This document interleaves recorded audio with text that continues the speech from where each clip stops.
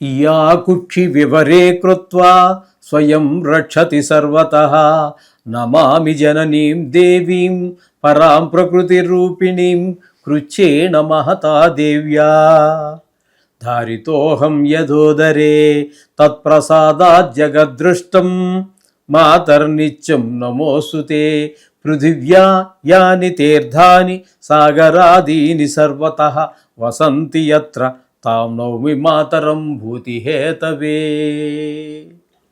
మాతృదేవో భవ పితృదేవో భవ. ఇప్పుడు మనము ఏప్రిల్ నెల 2026 సంవత్సరంలో ఈ ద్వాదశ రాశుల వారికి గోచార ఫలితాలు ఏ విధంగా ఉంటాయి అనేది మనం సశాస్త్రీయంగా తెలుసుకునేటటువంటి ప్రయత్నం చేద్దాం. తులారాశి వారికి ఏప్రిల్ నెల 2026 సంవత్సరంలో గోచార ఫలితాలు ఏ విధంగా ఉంటాయో సశాస్త్రీయమైన పద్ధతిలో మనం తెలుసుకునేటటువంటి ప్రయత్నం చేద్దాము. ఇక్కడ ఈ తులారాశి వారికి పంచమ స్థానంలో రాహువు, బుధుడు, కుజుడు 3 గ్రహాల యొక్క సంచారం జరుగుతోంది. ఇక్కడ పంచమ స్థానంలో రాహువు కానీ, బుధుడు కానీ, కుజుడు ఒక 2 రోజులే ఉంటాడు, బుధుడు అయితే 9 రోజులు ఉంటాడు. అయితే ఈ 3 గ్రహాలు కూడా సంతాన స్థానం కాబట్టి 5వ స్థానాన్ని సంతాన స్థానం అంటారు. సంతానం మీద ఎక్కువ దుష్ప్రభావం చూపించే ఫలితం ఉన్నది. అంచేత చదువు మీద శ్రద్ధ తగ్గటం కానీ, పిల్లలకు గాయాలు అవటం కానీ, లేదా ఆటల మీద శ్రద్ధ పెరిగి గాయాలు తగిలించుకోవటం, ఇట్లాంటివన్నీ జరిగి చదువులో వెనకబడటం లాంటివన్నీ జరిగే అవకాశం ఎక్కువగా 3 గ్రహాలు ఇక్కడ ఇబ్బంది పెడుతూ ఉన్నాయి. కాబట్టి పిల్లల విషయంలో తగు జాగ్రత్త తీసుకోండి చదువు విషయంలో. అలాగే ఆడేటప్పుడు కూడా కొంచెం పిల్లలు మామూలు స్వతహాగానే మనం చెప్పిన మాట వినరు, ఆటల్లో అసలు వినరు, కానీ తప్పదు మరి కొంత ప్రత్యేకమైనటువంటి తీసుకోవాల్సిన పరిస్థితి. అలాగే కుజుడు ఒక 2 రోజులు మాత్రం నా పంచమ స్థానంలో ఉన్నారు, కానీ ఇంచుమించు నెల అంతా కూడా ఆయన కూడా అంటే 29 రోజుల పాటు మీకు అక్కడ 6వ స్థానంలో సంచారం. ఇకపోతే 6వ స్థానంలో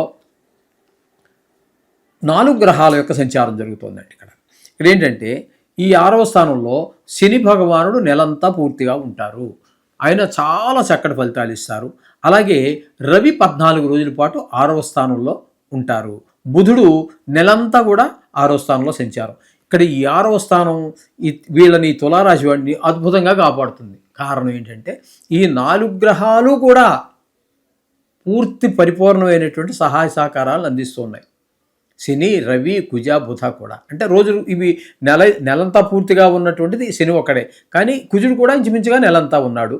బుధుడు కూడా నెలంతా ఉన్నాడు 9 అంటే 20 రోజుల పాటు ఉన్నారు. అంచేత 4 గ్రహాల యొక్క అనుకూలత 6వ స్థానంలో చాలా బాగుంది. తద్వారా ఆరోగ్యం బాగుంటుంది. అలాగే అప్పులు ఏమైనా ఉంటే తీర్చేయగలుగుతారు. మీరు అప్పు కోసం ప్రయత్నం చేస్తున్నారు అంటే అప్పు అంటే డబ్బులు లేకని కాదండి, ఏదో ఇల్లు కొనడానికో, ఇంటికి కట్టుకోవడానికో, స్థలం ఏర్పాటు చేసుకోవడానికో, ఓ వాహనం కొనడానికో, పిల్లవాడిని అబ్రాడ్ పంపించడానికో, చదువు నిమిత్తం, ఇట్లా మీరు దేనికైతే ప్రయత్నం చేస్తున్నారో అప్పు కోసం ఆ అప్పు పుడుతుంది, అది సద్వినియోగం అవుతుంది. 4 గ్రహాలు మీకు అనుకూలత ఇక్కడ మీకు చాలా విశేషమైనటువంటి ఫలితాన్ని ఇవ్వబోతున్నాయి. తదుపరి రవి సంక్రమణం చెంది మీనం నుంచి మేషంలోకి ప్రవేశించి అక్కడ నెల చివరి వరకు అక్కడ పూర్తిగా ఉంటారు 15వ తారీఖు నుంచి. ఇక్కడ సప్తమంలో ఆయన యోగించాడు. అలాగే శుక్రుడు 19వ తారీఖు వరకు ఉన్నారు, ఆయన కూడా యోగించాడు. ఈ 2 గ్రహాలు ఉన్నాయి ఇక్కడ. ఈ 2 గ్రహాలు కూడా యోగించజాలవు. అంటే ఏ విషయాల్లో అన్నట్టయితే ఇక్కడ భార్యాభర్తల మధ్యన కొంచెం కీచులాట్లు ఉండటము, లేదా అభిప్రాయ భేదాలు రావటము, అలాగే భాగస్వామ్యంలో వ్యాపారం చేసే వారి మధ్యన కూడా అభిప్రాయ భేదాలు వచ్చే అవకాశం ఎక్కువగా స్పష్టంగా గోచరిస్తూ ఉన్నది. ఈ విధంగా ఉన్నది. ఇక శుక్రుడు 19వ తారీఖు వరకు మాత్రమే 7వ స్థానంలో ఉండి తదుపరి 8వ స్థానంలోకి ప్రవేశించి 20వ తారీఖు నుంచి నెలాఖరు వరకు అక్కడ ఉంటున్నారు. అక్కడ 8వ స్థానంలో శుక్రుడు చక్కగా యోగిస్తాడు. అక్కడ మాత్రం 8వ స్థానంలో కాబట్టి అక్కడ ఇచ్చేటువంటి సుఫలితాలు ఏంటయ్యా అన్నట్టయితే చాలా సంతోషకరమైన వార్తలు వింటారు, కొన్ని చోట్ల సన్మానాలు జరిగే అవకాశం ఉంటుంది, అలాగే ధన లాభం వచ్చే అవకాశం ఉంటుంది. కొన్ని చోట్ల మీకు ఇదివరకు శత్రువులుగా ఉన్నటువంటి వాళ్ళు కూడా మరి కారణం ఏంటని తెలియదు కానీ మిత్రులుగా మారేటువంటి అవకాశం ఈ శుక్రుడు అక్కడ 8వ స్థానంలో ఉండటం వల్ల 20 నుండి 31వ తారీఖు వరకు మీకు అశుభ ఫలితాలు ఇస్తూ ఉన్నాడు. ఇక గురువుని తీసుకోండి. గురువుని తీసుకుంటే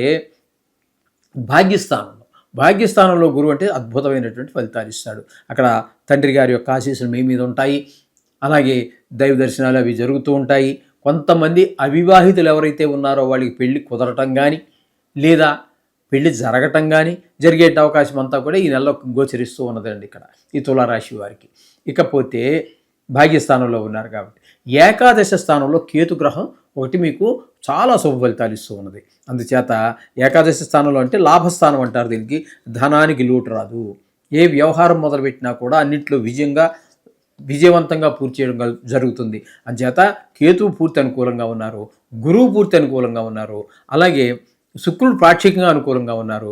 ఇక 6వ స్థానంలో ఉన్నటువంటి శని, బుధ, రవి పాక్షికంగా, కుజుడు నెలంతా అంటే ఇంచుమించుగా ఇక్కడ 4 గ్రహాలు, గురువు 5 గ్రహము, పాక్షికంగా మళ్ళీ శుక్రుడు, అలాగే కేతువు. చాలా ఇప్పటి వరకు మనం చెప్పుకున్నటువంటి ఈ 7వ రాశిది.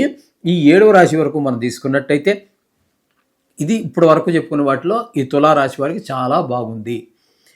ఈ నెలంతా కూడా అద్భుతంగా ఉంది. అయినప్పటికీ కూడా కొన్ని గ్రహాలు ప్రతికూలత ఉంది కాబట్టి ఉంటాయి కూడా.